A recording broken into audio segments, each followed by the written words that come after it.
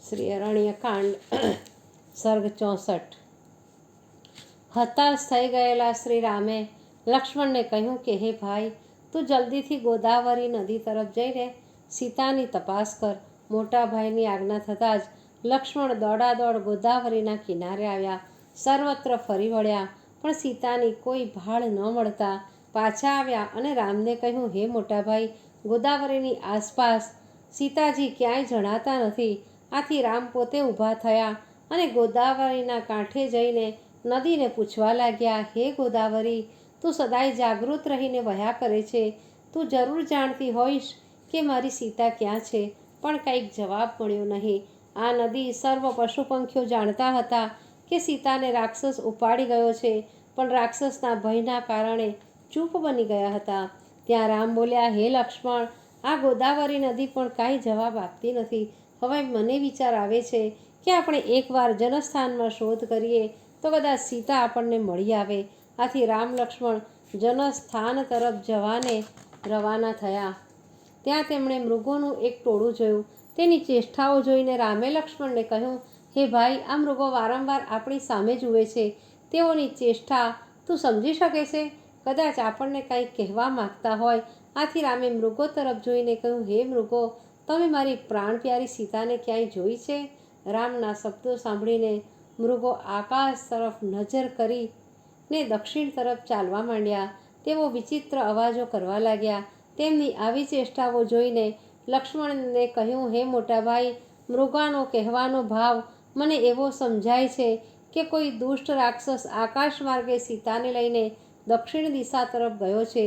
તેઓ વારંવાર આકાશ અને દક્ષિણ દિશા બતાવે છે, માટે આપણે પણ દક્ષિણ દિશા તરફ જઈને તપાસ કરીએ તો કદાચ આપણને સીતાની શોધની વધુ ભાળ મળે તેવી શક્યતા છે।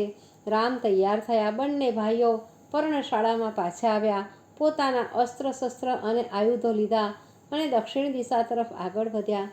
તેઓ વાતો કરતાં કરતાં નીચું જોઈને નિરીક્ષણ કરતા આગળ જઈ રહ્યા હતા। તેવામાં એક જગ્યાએ વેરાઈ ગયેલા તો કરમાયેલા પુષ્પો જોયા। આથી દુઃખ અનુભવતા રામ બોલ્યા, હે લક્ષ્મણ, આજે સવારે જ સુંદર પુષ્પો લાવીને મેં સીતાને આપેલા અને તેણે પોતાના અંબોડામાં ધારણ કરેલા, એ જ આ પુષ્પોને હું નજરે ભાળું છું। સીતા આ જ માર્ગે ગઈ છે તે બતાવવા આ પુષ્પોને અત્યાર સુધી સાચવી રાખવા બદલ હે પૃથ્વીદેવી, તમને હું વંદન કરું છું। પછી તેમણે પ્રસ્વાન પર્વતને પૂછ્યું કે હે પર્વતરાજ, તમે મારી સીતાને આ બાજુ જતા ક્યાંય જોઈ છે? પણ પર્વતનો કંઈ જવાબ મળ્યો નહીં।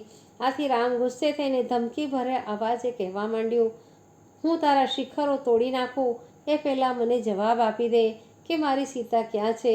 અગર તું જવાબ નહીં આપે તો હું તને બાળીને ભસ્મ કરી નાખીશ। હે લક્ષ્મણ, આ પર્વત તો મૂંગો થઈ ગયો છે। અગર મંદાકિની જવાબ નહીં આપે ને તો હું તેનું જળ શોષી લઈશ। આમ કહેતા તેઓ થોડા આગળ વધ્યા। ત્યાં સમથળ જમીન પર કેટલાક પગલાં દેખાયા। તેમણે બરાબર જોયું તો નાના પગલાં સીતાના હતા અને મોટા પગલાંવાળા રાક્ષસના પંજામાંથી છટકીને આમ તેમ ભાગતા હોય તેમ જણાતા હતા। આ પગલાં તેમણે લક્ષ્મણને બતાવ્યા અને કહ્યું, હે ભાઈ, આના પરથી હું એટલું નક્કી થાય છે કે કોઈ રાક્ષસ આવીને સીતાને ઉપાડી ગયો છે। બંને ભાઈઓએ આજુબાજુ જોવા માંડ્યું।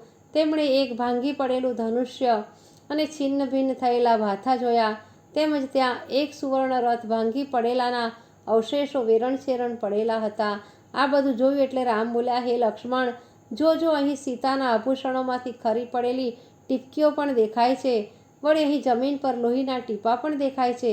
મને એવો ડર લાગે છે કે આ સ્થળે રાક્ષસોએ સીતાના અંગોને કાપીને ભક્ષણ કર્યું હશે। હાય હાય, કદાચ અહીં સીતાને માટે રાક્ષસો અંદર અંદર લડ્યા પણ હોય। આ ભાંગેલું ધનુષ્ય મોટું છે, તે સોનાથી મઢેલું છે। આવું રમણીય ધનુષ્ય મામૂલી રાક્ષસનું ન હોય, કોઈ દેવ વગર કિન્નરનું જ હશે। આ બાજુએ સુવર્ણ કવચના ટુકડાઓ પડ્યા છે। હું વિચારું છું કે આવો દેદીપ્યમાન રથ કોનો હશે? મને આ બધું જોતાં લાગે છે કે સીતાને કોઈ સમર્થવાન રાક્ષસ જ ઉપાડી ગયો હશે। અગર એવું જ હોય તો આજથી તું સમજી જજે કે આપણને કોઈ સમર્થવાન રાક્ષસ સાથે ભયાનક વેર બંધાયું છે। મરજી પ્રમાણે રૂપ બદલતા એ રાક્ષસે જ સીતાનું બળાત્કારે હરણ કરી ગયેલ છે એવું જ લાગે છે।